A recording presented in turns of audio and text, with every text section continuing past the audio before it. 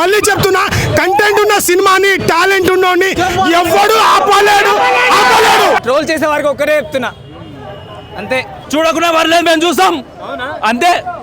వాళ్ళేందరూ చూసేది మేము చూసుకుంటాం సినిమా. కానీ సినిమా 100% హిట్, 100% హిట్. ఈ రోజు ఏదో గొడవలు ఉన్నాయని చెప్పి తప్పు తీసుకోవద్దు. వాళ్ళ ఫ్యామిలీ గొడవలు ఉన్నా వాళ్ళు మంచిగా అవుతారు. మనం ఫ్యాన్స్ కొట్టుకొని ఇది అవుతుంటాం అంతే. వాళ్ళు బాగాలేదు అని ఏదైనా పాయింట్ లెంకడానికైనా కంపల్సరీ చూస్తారు. వాళ్ళు ఎట్లా కూడా చూస్తారు. సినిమా వేరే లెవెల్. మళ్ళీ చెప్తున్నా, కంటెంట్ ఉన్న సినిమాని, టాలెంట్ ఉన్నోడిని ఎవ్వడు ఆపలేడు. ఎవరైనా కావచ్చు. సినిమాలో కంటెంట్ ఉంటే జనాలు ఇంట్లోకి లేచి మరీ వస్తారు. కంటెంట్ లేకపోతే ఏ సినిమా ఆడది అంటున్నారు తెలుసా అది.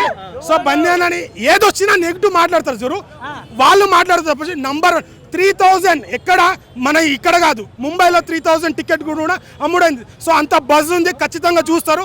అందుకనే 3-4 షెడ్యూల్ ఇచ్చారు టికెట్కి, ఫస్ట్ 1, సెకండ్, థర్డ్ అని. సో ఖచ్చితంగా జనాలకు ఆ సినిమా నచ్చుతుంది. సినిమా చూసిన తర్వాత మళ్ళీ చెప్తున్నా కదా, జాతర కోసమే పెట్టేచ్చరా, అల్లు అర్జున్ యాక్టింగ్ కోసం ఎంత డబ్బులైనా పెట్టచ్చరా అని యాక్టింగ్ అయితే ఇస్తాడు.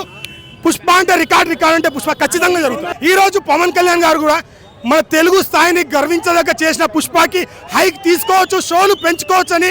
సో మీరు మరోసారి ప్రజా నాయకుడని అనిపించుకున్నారు సార్. మళ్ళీ చెప్తున్నా పవన్ కళ్యాణ్ ఫ్యాన్స్కి, పవన్ కళ్యాణ్ గారు హీరోనే కాదు, ఇప్పుడు ఒక ప్రజా నాయకుడు. సో తను మాట్లాడే వాళ్ళు ఎంతో మంది ఉంటారు, దానికి మీరు కౌంటర్ ఇవ్వాలి.